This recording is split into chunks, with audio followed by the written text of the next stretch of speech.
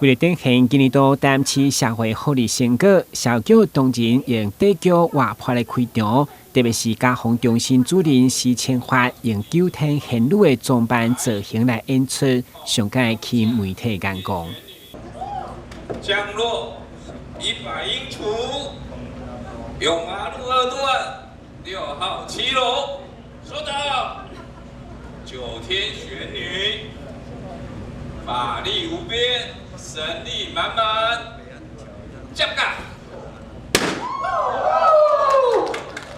来，先抽一支啊！关，阮抽到关呢，这是什么意思啊？关就是关怀心啦，感应一下哦，来，感应。来，有请社救科降落，为您解惑。关心永续食物给付，为了提升物资运用效能，今年募集了6台物资车，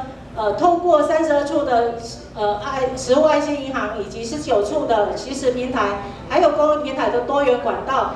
扩大了对弱势家庭的照顾量呢。小局透过地桥，除了展现今年一高中学区1日间照护设立的比例成为6都第1，以及1户1无人关怀独居老人以外，台南率先全国第1个开办民众安胎补助，对去年8月到达已经有54案，每一人上悬补助到12500块，成为一大焦点。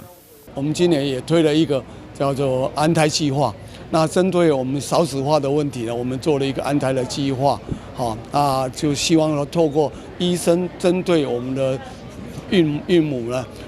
如果说在这个安胎上需要的话，有提出一些需求的话，在我们这个市长也在讨论说，我们如果让他协助他，所以在我们补助他交通费用啦，还有包括看诊费用啦，还包括一些补品啦，总共我们也编了一些经费来协助我们的妇女的安胎希望说在少子化的除了我们的托育补助以外呢，在安胎的部分呢，也可以能够做一个协助了哈。小局除了发表成果，局长展望未来嘛表示，维持照顾弱势行动，包括食物银行以及公共托婴中心的正式据点，拢将持续推动。点亮幸福大台南，耶！电新闻，阮志林跟采访报道。